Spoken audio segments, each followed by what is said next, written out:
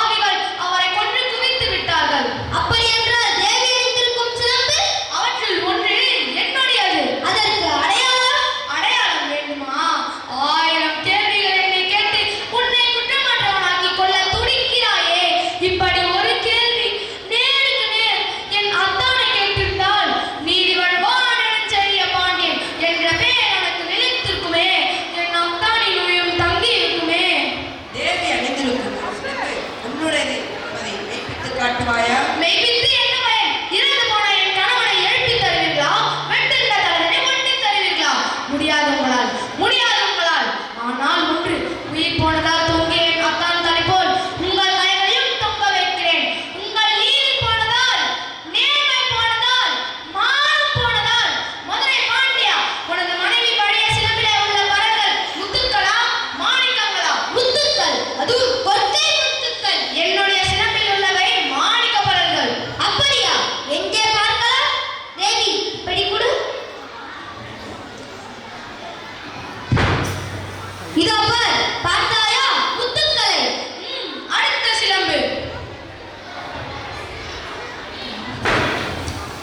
மாணிக்கங்கள்.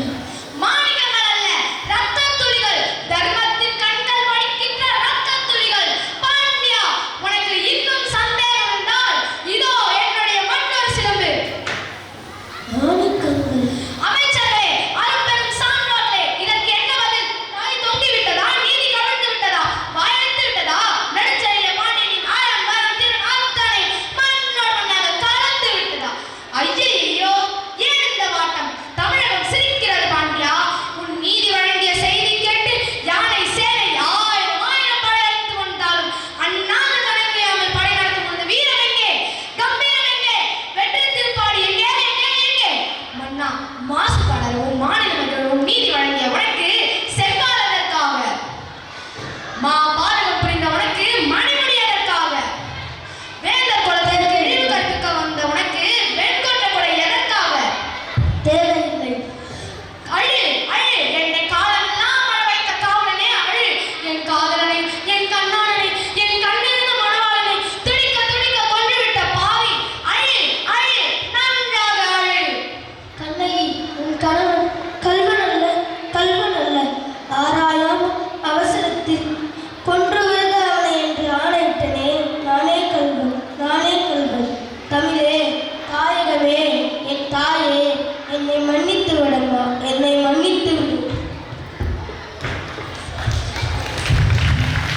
அழியட்டும் வழியட்டும், தீ பரவட்டும். அழியட்டும் வழியட்டும், எல்லாம் ஒழியட்டும். அஹஹஹஹ, அஹஹஹ. என் நெஞ்சிலே நீங்க நெருப்பே, நீதி தவறிய மகளே, அடியோடு அழித்து விடு, அடியோடு அழித்து விடு.